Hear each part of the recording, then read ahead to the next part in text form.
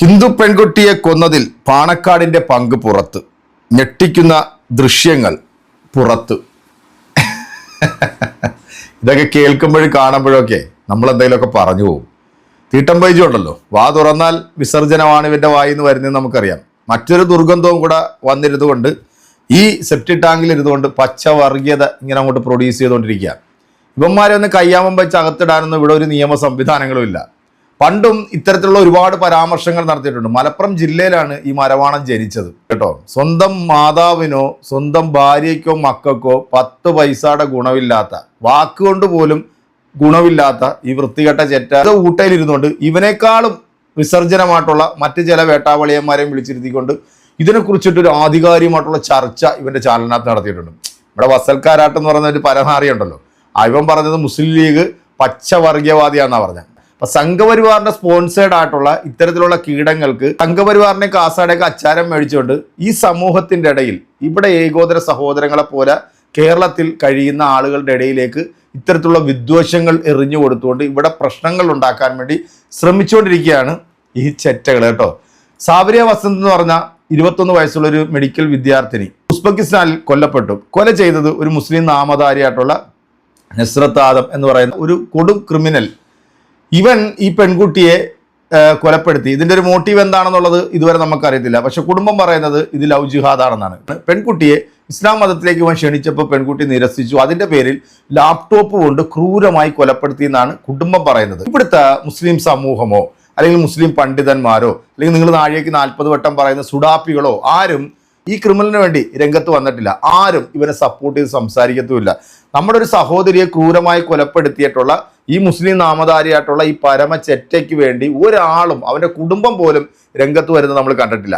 അതേ സമയം തന്നെ ഇവിടെ ഒരു മുസ്ലിം പെൺകുട്ടി കൊല്ലപ്പെട്ടായിരുന്നു. ഒരു ഒന്നാന്തരം സംഘി അരുൺ എന്ന് പറയുന്ന ഒരു കറ തീർന്ന ഒരു തീട്ട സംഘിയിൽ നിന്നാണ് 31 വയസ്സുള്ള ഷഹാന എന്ന് പറയുന്ന പത്തനംതിട്ട അടൂർ സ്വദേശിയായിട്ടുള്ള ഈ പെൺകുട്ടിയെ ഇവൻ ക്രൂരമായി മർദ്ദിച്ച് ഈ പെൺകുട്ടിയെ സ്റ്റെയർ കേഴ്സിൽ തൂക്കിയിട്ട വാർത്ത നമ്മൾ കണ്ടതാ. ഇവിടെ ഏതെങ്കിലും സുഡാപ്പികളോ അല്ലെങ്കിൽ ഏതെങ്കിലും മുസ്ലിം ലീഗോ അല്ലെങ്കിൽ ഈ പറയുന്ന കോൺഗ്രസ് കമ്മ്യൂണിസ്റ്റ് എന്നൊക്കെ നിങ്ങൾ പറയുന്നുണ്ടല്ലോ, ഇവരൊന്നും സാബരിയ വസന്തിന്റെ വീട്ടിൽ വന്നിട്ടില്ല. ഇവരാരെങ്കിലും സമരം നടത്തുന്ന നിങ്ങൾ കണ്ടോ?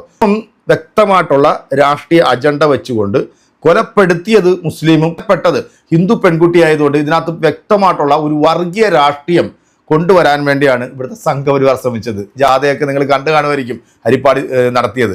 ഈ 2 തീട്ടങ്ങളും കൂടെ അങ്ങോട്ടും ഇങ്ങോട്ടും ഇരുന്നുകൊണ്ട് ഈ വാരി എറിയുന്ന ഈ കൊണയടി എൻ്റെ പ്രിയപ്പെട്ട പ്രേക്ഷകരെന്ന് കേൾക്കുക. മലയാളികൾക്ക് അപമാനമാണ് ഇതുപോലത്തെ പുഴുത്ത ജന്മങ്ങൾ. എന്തായാലും നമുക്ക് ആ വീഡിയോ ഒന്ന് കണ്ടുനോക്കാം. കാരണം കേരളീയ സമൂഹം ഇപ്പോൾ ആ പെൺകുട്ടിയെ കൊല ചെയ്ത ആൺകുട്ടിയേക്കാൾ വലിയ ഭീകരത ഇവിടുത്തെ പൊതുസമൂഹം കൈവരിച്ചു കഴിഞ്ഞിരിക്കുന്നു.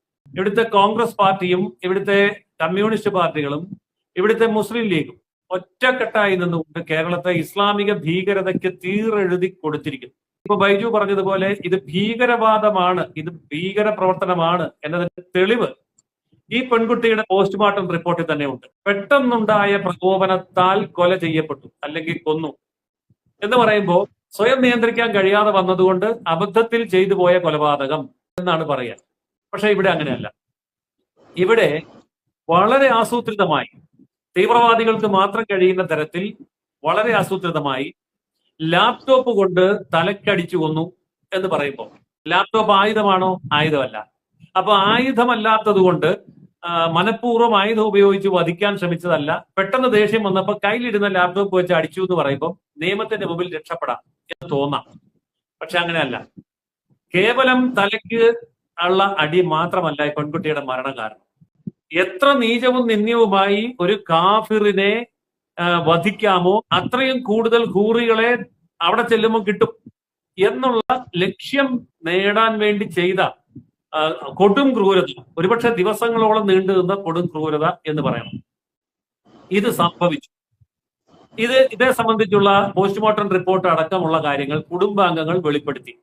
മതപരിവർത്തനമായിരുന്നു ലക്ഷ്യമെന്ന് വളരെ വ്യക്തമായിട്ട് അവർ പറയുന്നുണ്ട്, ആവർത്തിച്ച് പറയുന്നുണ്ട്. പക്ഷെ കേരളത്തിന്റെ പ്രതികരണം എന്താ? മുഖ്യമന്ത്രി ഇതുവരെ വീട് സന്ദർശിച്ചിട്ടില്ല, പ്രതിപക്ഷ നേതാവ് ഇതുവരെ വീട്ടിൽ പോയിട്ടില്ല. ഹരിപ്പാട് MLA കൂടിയായിട്ടുള്ള അവിടുത്തെ ആഭ്യന്തരമന്ത്രി രമേശ് ചെന്നിത്തല അവരുടെ വീട് സന്ദർശിച്ചു. എന്നിട്ടൊരു കൊടും ചതിയും കൂടെ ചെയ്തിട്ടാണ് അയാൾ തിരിച്ചു വന്നത്. എന്താണ് ആ കൊടും ചതി? പെട്ടെന്ന് പ്രബുദ്ധ കേരളത്തിന് മനസ്സിലാവാത്ത ഒരു ചതി അദ്ദേഹം ചെയ്തു. ആ ചെയ്തത് ഇതാണ്: ക്രൈം ബ്രാഞ്ചിന് അന്വേഷണം വിട്ടുകൊടുത്തു. അപ്പൊ ഞാൻ എന്തോ വലിയ കാര്യം, നല്ല കാര്യം ചെയ്തു എന്ന് മലയാളത്തിന് വേണേൽ തോന്നാം, കേരളത്തിന് വേണമെങ്കിൽ തോന്നാം. പക്ഷെ ഞാൻ ചോദിക്കട്ടെ, ഉസ്ബെക്കിസ്ഥാൻ എന്ന് പറയുന്നത് കേരളത്തിലെ ഒരു ജില്ലയല്ല, ഇന്ത്യയിലെ ഒരു സംസ്ഥാനവുമല്ല. അതൊരു സ്വതന്ത്ര രാജ്യമാണ്. 94% സുന്നികൾ വസിക്കുന്ന, മുസ്ലിങ്ങൾക്ക് മഹാഭൂരിപക്ഷമുള്ള ഒരു സ്ഥലമാണ് ഉസ്ബെക്കിസ്ഥാൻ. അവിടേക്ക് വിദ്യാർത്ഥികളെ കയറ്റി വിടുന്ന, ബിസിനസ് ചെയ്യുന്നത് ഇവിടുത്തെ UDF മന്ത്രിസഭയെ താങ്ങി നിർത്തുന്ന മുസ്ലിം ലീഗിന്റെ സംസ്ഥാന പ്രസിഡന്റാണ്. അദ്ദേഹം നേതൃത്വം കൊടുക്കുന്ന സ്ഥാപനമാണ് ഈ റിക്രൂട്ട്മെന്റ് ഏജൻസി നടത്തുന്നത്. ആ വഴിയാണ് ഇത് പോയിരിക്കുന്നത്. അപ്പോൾ ഇവിടെ ഈ പറയുന്ന മുസ്ലിം ലീഗിന്റെ സംസ്ഥാന പ്രസിഡന്റിനെ പ്രതിയാക്കാവുന്ന തരത്തിലുള്ള ഒരു കേസും രമേശ് ചെന്നിത്തലയുടെ പോലീസ് എടുക്കാൻ പോകുന്നില്ല. UDF അത് അംഗീകരിക്കാനും പോകുന്നില്ല.